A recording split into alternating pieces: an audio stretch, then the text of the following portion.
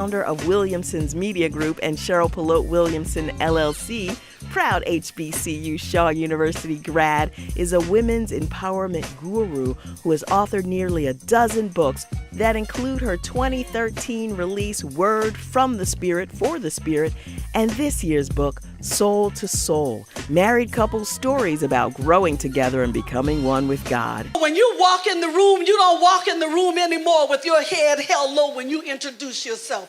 You walk in the room and you disrupt the atmosphere by your mere presence.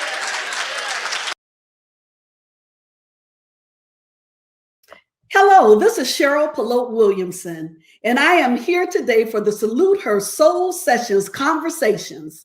My guests today are Sabrina Fulton, Annette Nance Holt, and Tyrese McAllister. And our chat today is covering how to take your tragedies and turn them into triumphs, presented by AARP. And I want to start the segment off by having each of you introduce yourselves and tell us about your journey. So I want to start with you, my sister Annette. Okay, my name is Annette Nance Holt, and I live in Chicago. And I got to know you because of the tragedy. My son, Blair Delane Holt, was murdered in 2007, coming home from school on a public bus. A teenager boarded the bus, and he started shooting, and he shot 5 innocent victims. He was trying to shoot a gangbanger on the back of the bus. My son dove in front of a young lady who I found out later, her father was on the fire department like I am, and he saved her life. But out of that, 4 of his friends have been left. I mean, he's deceased, but they've been left traumatically impacted by what happened to them in their life as a teenager. Just doing everything we ask young people to do every day, go to school, do the right thing, and this happens to them. Currently, I work for the fire department as I did then. I have 30 years, and I'm the first female, first deputy fire commissioner of a major fire department, the second largest in the U.S. And so out of that, and then we formed an organization called Purpose Over Pain in 2007, and a foundation in Blair's honor that gives scholarships. So I've done a lot in my time, and our organization is called Purpose Over Pain, which takes our pain and turns it into a purpose to help end gun violence. So that's a little bit about me. Thank you so much. And I see that my sister Tyrese McAllister is on. Tyrese, if you could just walk us through your journey, which has been a mighty one that I have followed over these past few years. If you could just share with us where you're out of in your journey. Certainly. I am honored to be here. I am Tyrese McAllister, and unfortunately, I have an opportunity to sit on this stage because my daughter was murdered in 2017. She was an 18-year-old home on spring break from college. So I'm one of those parents who tried to do everything right, everything that I was taught to do, everything that I've known. I knew that when children come from homes that are loving, that have 2 parents, they thrive. When they have parents who have been educated, they're more likely to be educated. When they grow up in a community that's safe or that you think is safe, they're more likely to thrive and to do the right thing. And so in 2017, we found out that none of that was true, that my daughter was home from college on spring break and gunned down by an unknown assailant who is still on the loose today that we know of. And through our sadness, we were, of course, extremely sad to lose our baby girl, but we decided to take that and make something good of it. Immediately, I was able to forgive the person because I'm a therapist. I've been a therapist 25 years. And just prior to Ayanna being killed, I had been doing some work with about 5 or 6 people on forgiveness. And so when I say that the work that I was doing for other people, God had orchestrated it, that I was really doing some prep work for myself. And I was able to immediately forgive the person who killed her because I knew at that very moment that it was not going to serve me. It would not bring her back. And it would not be helpful for my family or for the people who loved Ayanna. So we took all of that energy, because it's still a lot of energy there, and we created the Ayanna J. McAllister Legacy Foundation. And initially, we just wanted to take what happened was we had gotten so many donations after her murder. We got over $20,000 that people had given us in 2 weeks. And while I certainly could have paid some bills off with that, I wanted to honor her with that money. And so we were going to just give away scholarships. But as I started doing some research, I saw that this is all too common, and that I felt that God was pushing me to do something, to not just sit down. Being a Delta, I know that I'm have always been about social action, and that we need to do something. And if anything was going to be done in our community, I would have to be one of the ones who would join some of the ladies, some of the women I shared a stage with, some of the mothers, to do something about it. I am thrilled that we have our sister Sabrina Fulton on with us. And I just want to just ask Sabrina if she could just please introduce herself and share her journey with us so that everybody can hear and know why you ladies are so triumphant and what it took for you to get here. So Sabrina, welcome. If you could please share who you are and your journey, we really want to hear from you. Thank you so much. Sabrina Fulton, the mother of Trayvon Martin and also Javaris Fulton. People just don't know how average I am, and I talk about it a lot because I don't want people to put me on a pedestal as if I do no wrong. You know, I just decided that during a very traumatic time in my life to get back up. You know, we all have to do that. We all have to use the cards that we are dealt and learn how to deal with them, because it's not going to change. It's your life, and you just have to learn how to deal with things. And it's difficult. And I'm in no way trying to make it sound easy or look easy. It's very difficult, and I struggle every day. But I say that because I live here in Miami, Florida.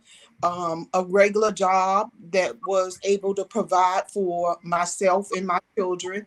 I bought a home. I graduated from Florida, HBCU, Florida Memorial University, with an English degree with a minor in communications. Always been active in my community, working for Miami-Dade County for 24 plus years. Worked in different departments: GSA, transit, aviation, solid waste, and my last tenure was with the Miami-Dade Housing Agency, not only writing policy procedures, but also being a hearing officer for public housing in Section 8, which is no income and low income residents. And so I build a rapport with them, you know, to try to make them want to get off public assistance. But it's a program, and it takes time, and people are so used to generational things, you know, just like people are used to generational wealth, you know. And so did that for quite a bit of years, and until the death of my son. And when my son was shot and killed, it propelled me into a different avenue, on a different street, someplace that I had never been before, such as a nonprofit, and such as I had always been doing community activists and working in service for residents, but it just took it to another level. And I tell people all the time, even though I may be a national figure, my heart is here in Miami on a local level. And that was one of the reasons why I decided to run for office. Two kids, one son I'm proud of too. He's in heaven, and one son here on earth that I'm very proud of. And so I spend most of my time just worrying about what they're doing, what they're thinking, and how I can connect, you know. And so just good memories with both boys, just mama boys, and just good memories with both boys. But I also, you know, cannot negate the fact that what is going on in society now, and the crisis that we in, not only in a health crisis, but also in a crisis where we have so many people that's being shot and killed, African Americans, and we need to continue to say it, African Americans being shot and killed, and nobody's held accountable. Yeah. And I hear the rumbling about, well, what about Black on Black crime? Yes, we do need to address that as well. But right now, we have an issue with Black on Black crime, but we also need to address this issue with people shooting and killing our kids, our husbands, our sons, and things like that, and not being held accountable. So we gotta handle one big hurdle after another hurdle. But this is detrimental, and this is something that we can't let go. We can't let back, and we just gotta move forward. Yes. Give up. We can't afford to give up.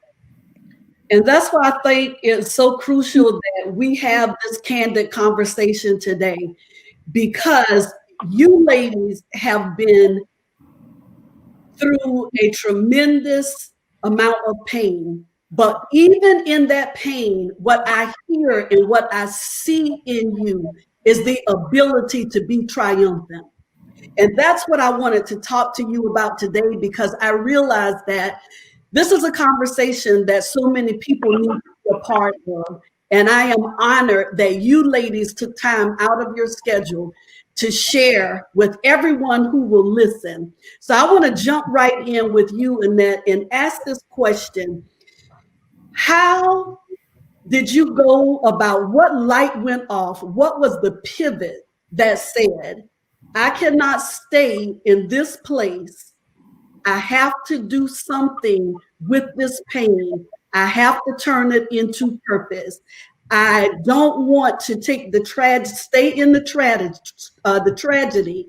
I want to be triumphant.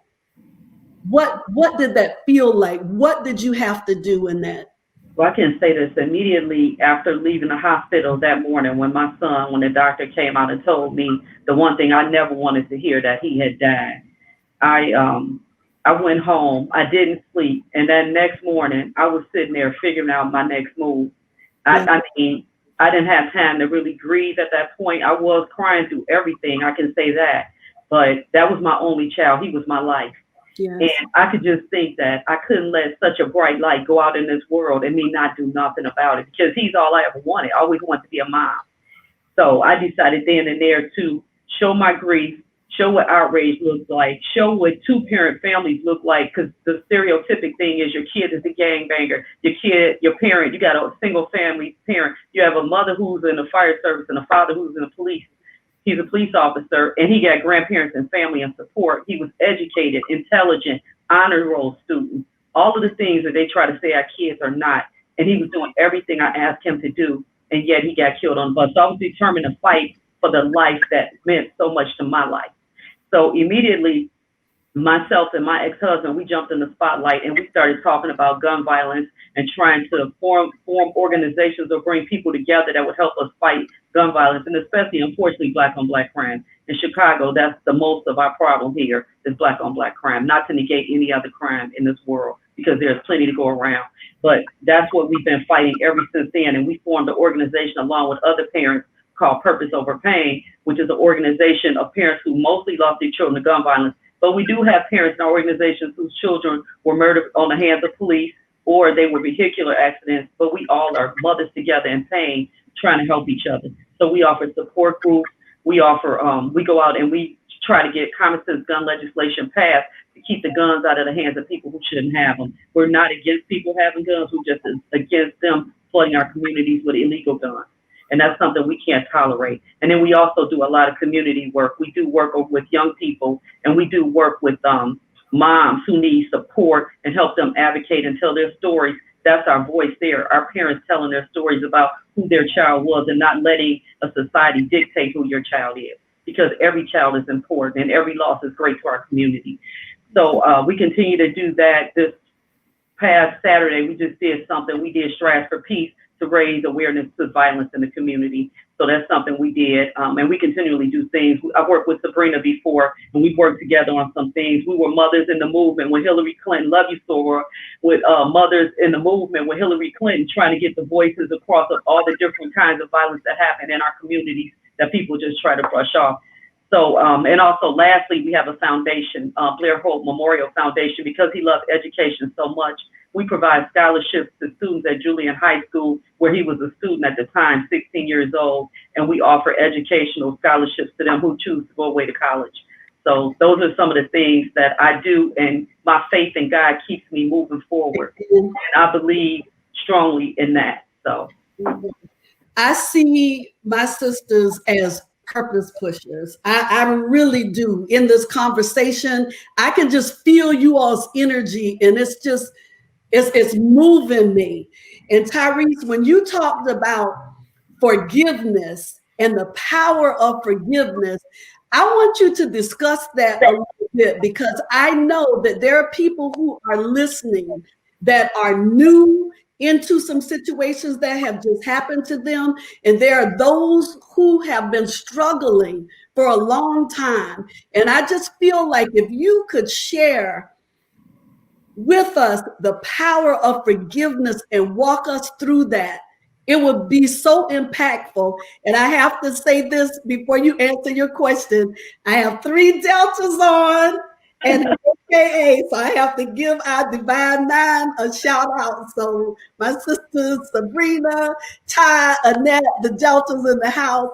And Ty, if you could just, I can feel when you said forgiveness, and I watched you on your interview when you spoke about forgiveness. So I just want you to share the power of forgiveness and how you use it to help other people through this tragedy that you've gone through. So thank you for that. The one thing that I want to say is most people have marveled who have had the opportunity to see the interview when I forgave the person who killed Ayanna. That was maybe 2 days after she was killed. The news anchor asked me if I had anything to say to the person who killed Ayanna, who at that time was at large, and he's still at large. What would I say? And I said I would forgive him for killing my daughter. And I would love to say, because I'm such a great person and I'm a peaceful person, that's what I was all about, but that is not true. To be honest with you, I don't even remember doing that interview. So I would say that God was speaking through me. But that evening, when I watched that interview along with my family, because my house was filled with people on that evening who had come by to give their condolences, I watched in awe that I had said those words myself. And I remember having this conversation in my head to say, you forgive the person who killed your daughter? Because even to me, hearing it was shocking, and to hear it come out of my mouth was extremely shocking. But God gave me a message in that moment when he said that not at one time, from the time my oldest daughter had called to tell me that Ayanna had been shot, had I thought about anything but her and God. And even when the doctor said to me, and I do remember this, that morning when she had passed, I said it was God's will. I remember saying that, but it still was weird. And so even though it's very cliche to say, you know, the story about the footprints in the sand, you see 2 sets of prints, and then all of a sudden you see one, and it was because God was carrying you. I lived that very moment that God was carrying me through. Because that night I went to sleep and I slept a very good sleep. I wasn't surprised because I had been up for 48 hours. But the next night I slept again, so peaceful.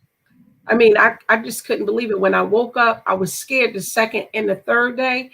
My sleep was so peaceful. Like God had just given me this peace that surpassed all understanding. And you know what that means to me, Cheryl, that God had he had given me some peace. And with that, I was able to forgive. The other thing, because I'm a therapist, I've been a clinician for over 25 years. I had worked a year before with 5 or 6 clients, and we were working on things about forgiveness, not forgiveness to this degree, but how freeing it is, how God ordained it is, and how it's not for the other person, but it is for you. It is for you that the forgiveness is for, and knowing that. That I was able to find peace. And without that peace, I would not have been able to do the other things I was able to do in her name. So we developed a foundation in her name, Ayanna J. McAllister Legacy Foundation. And we were able to make some amazing connections and do some amazing work here in the DMV, DC, Maryland, and Virginia area. And so I'm extremely grateful for the ability to forgive and really know, having lived it, that it is what I will, in my right mind, that is what I would do. But of course, when my daughter was killed, I was not in my right mind, but God still gave me what I needed to get through. And forgiveness is so powerful. I think that's the number one tool that we need to have in our arsenal, yes, in order to get to where it is that we need to be. Sabrina, your energy is contagious. I follow you on social media. I saw a video of you last week where you were outside cheering, and you had on a gray jogging suit. And I just want to tell you that you awoke a social consciousness in this nation that it has touched so many people. So I want to ask you this question. What could you say or recommend to mothers and families who have who are just still in the throes of the tragedy? How can they get to that place where they'll experience some days where they can feel triumphant? And before you answer, I have to say to you, when you said, I still have days, I want to let you know, sister, you set some people free who are going to listen to what all of you ladies have said today, because it's not a quick fix. We're talking about it. However, we have to get to the place where we can even just talk about it without crying. So Sabrina, I want you to just share from your heart what it's like daily for you to be that person that's out there, cheering for everybody else, talking to other people's parents, lifting. I've seen you on so many different talk shows, but it's what you said. It's a humility about you. It's never been about you. It's always been about you helping somebody else. One of the things I'm going to say, Cheryl, is I commend Ty because she has forgiven the person that shot and killed her daughter. I have not, and it's been 8 years, and it's nothing that I'm proud of. It is what it is. I'm not there yet, and I always try to be transparent. I always try to be very intentional about what I say and how I'm feeling. A lot of times when I post, the reason why I'm posting certain things is because that may be something that I'm going through, or maybe somebody needs to hear it, or maybe it was a word from God and I slept on it and he told me to post it the next morning, about uplifting yourself, about self-care and things like that. Because I have to still remind myself that I need to take care of Sabrina, and so on my bad days, I stay home because I can't get it together on my bad days. Right. When I'm okay about being around people and taking pictures and talking and things like that, then I come out. But sometimes you don't see me and I can't come out because I'm not in my spirit is down, my mood is down. And so I speak about my bad days now. I didn't speak about it before. And I recently told Bishop Jakes, one of the reasons why I never talked about it until he brought it to my attention. So I attended a luncheon in Dallas that Bishop Jakes had. And when he saw me, he gave me a big bear hug and he told me, you are so strong. You are so strong. And when he said that, I said, yeah, but I have a lot of weekdays. I have a lot of bad days too. And he said, you need to talk about them more.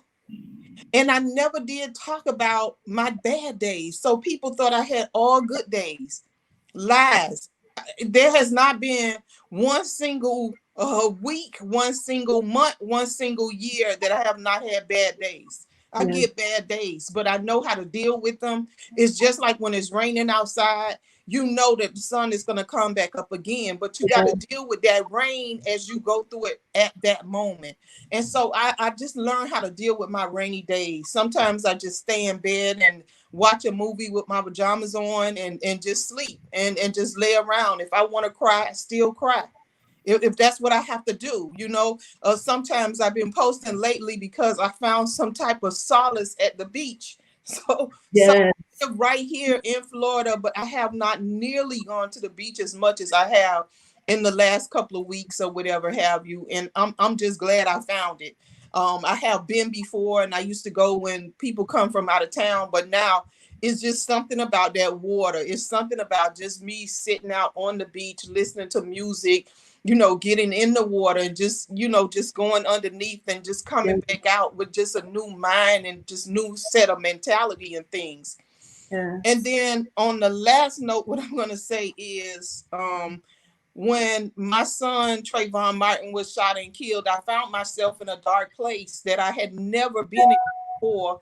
And I didn't know how to come back out of that hole. I didn't know how to get off that street that I was on. Yeah.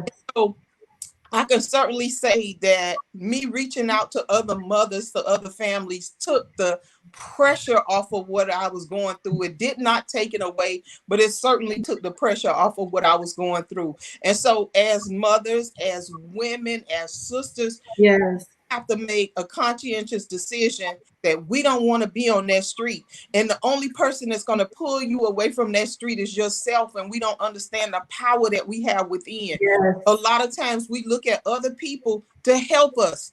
Help me pray. Help me go here. Help me do this. If you look at the power that's in you, my sisters, you are so strong and you don't even understand and believe it. But you got to believe it and you got to do it. Absolutely. I think the fact that we're even having this open, candid conversation, it shows strength. The fact that we're telling people it's okay not to be okay, because so many times people feel like I have to be everything for everybody. So Sabrina, Annette, Tyrese, you are helping people set themselves free today. Annette, I was wondering if there's two things that you could share with someone that would help them. If you could just share two pieces of information that would help somebody that they could immediately do today, what would that be?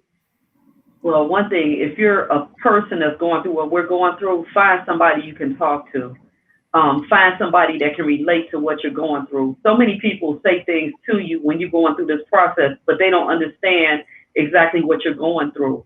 So for me, I thought it was finding another mother who lost an only child. It wasn't. I ended up finding Pam Bosley, who's like my best friend. I talk to every day, numerous times a day, and she had 3 kids and lost 1. So that was the person that we sound off each other all the time. Plus, we were on purpose over pain together. So I think it's important to find somebody who can hear your story over and over again and not judge you, because when you lose a child, it never gets old to you. It's like a repeat, and you don't want your child's name to ever go away. And where other people think that maybe you should be over it, you should be better, you should move on. We move on, but we never forget.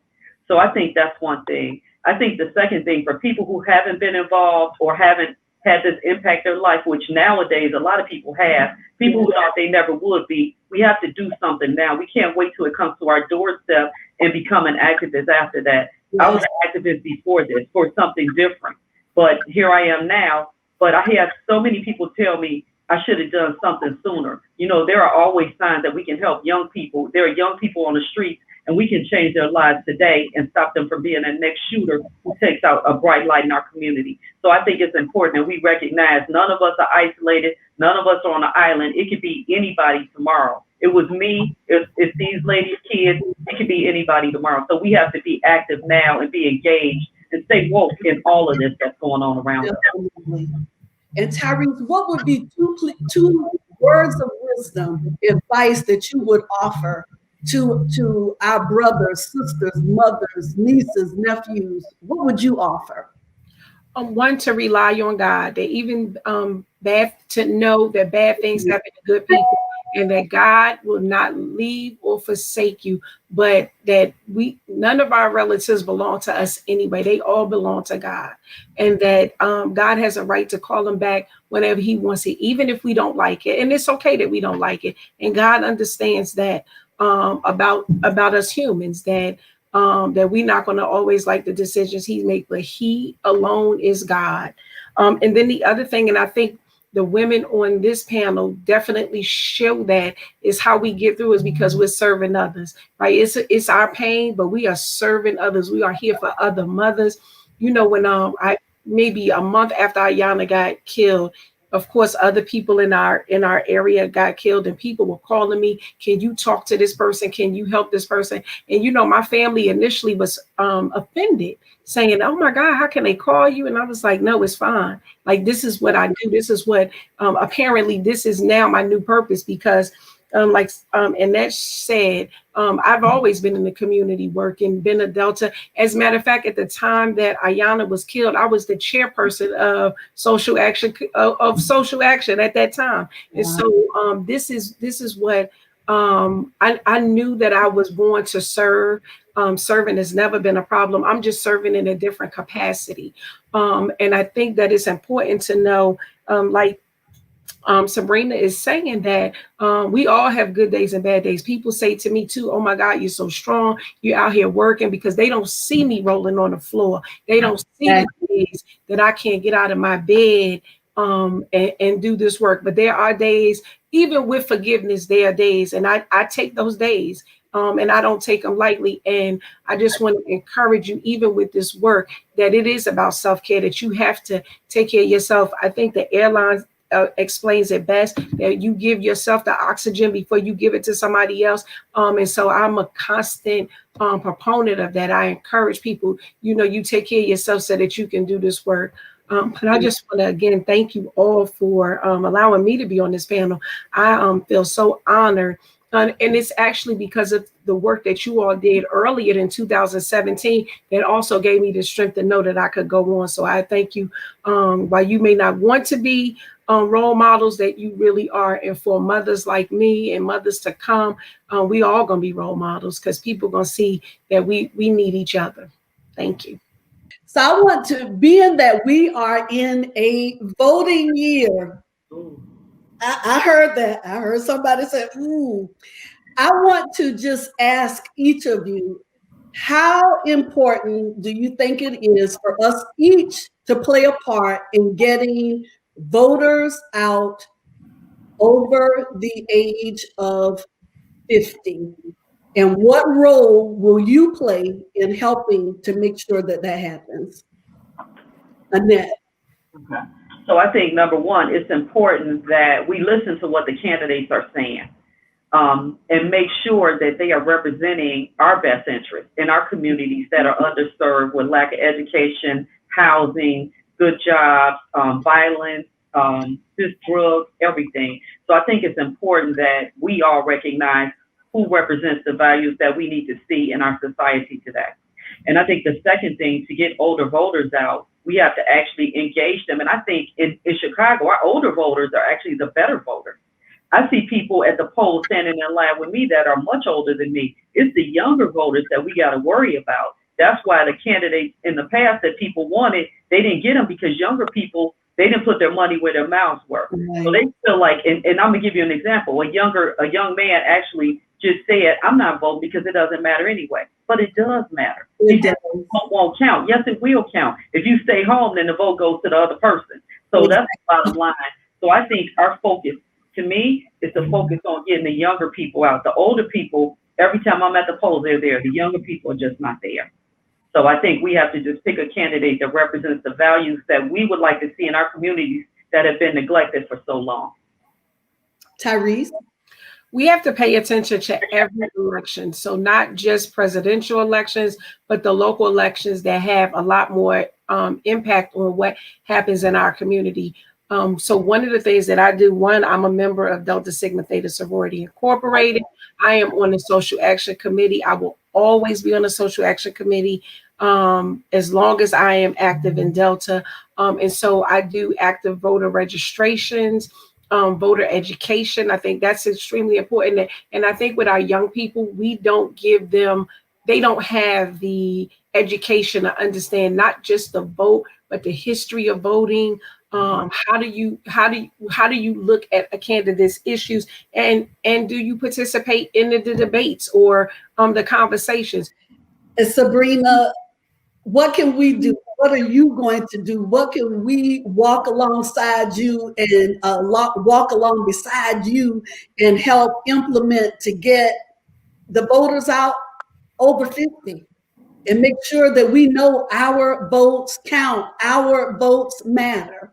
I think the people over 50 really know how important their vote is, because they know that people were arrested, were beaten, were just arrested, beaten, and just abused for the right to vote. And I think people know that that's over 50. And again, it's our young people that we really have to work on to have them to understand, because they didn't experience that. They didn't hear about that. That was something that happened a long time ago. And so they don't understand the importance of it. And so we just got to keep talking. We got to keep in their face and do whatever we need to do to get them to the polls. Here in Florida, we have 3 methods of voting. You can vote by home, meaning absentee. They can mail you out a ballot. You can vote right in the comfort of your own home. And so there's no excuse. The only thing I would say is you have to make sure that you get it. You vote and you mail it back in enough time so that they receive it before the election day, because we got a major problem down here, not only with that, but also in my election, there was a problem with people who had their ballots postmarked by the election date, but the election department didn't accept it. So that's a big issue. Or you can vote by mail. You can early vote, which 2 weeks before the election date, you can go in and it's practically no line, no waiting. So you can get off on work one day and go straight to the poll and vote, and you have 2 weeks to do that. And then the third way is election day, which that is the long lines. That's the waiting, and people get too discouraged on election day. If it's raining outside, they don't want to go. If the line too long, they don't want to go. If it's chaotic, meaning people are campaigning out there and they rushing your car or they rushing you to give you literature, you don't want to go. So I would encourage people to either early vote or either absentee vote and vote for home, because that election day is going to be crazy, and we already know that. And your vote is so important. It's your voice, and we don't want you to miss out on that. Absolutely. I am just so full right now from the conversations that we've had, from the tragedies to being triumphant, to sharing with people our heart, our mind, and our spirit during our conversation. I appreciate each of my guests, Sabrina Fulton, Annette Nance Holt, and Tyrese McAllister, for being a part of the Salute Her Soul Sessions Conversations with Cheryl Pelote Williamson, presented by AARP. You are valued, and I appreciate you being here. Thank you. Thank you.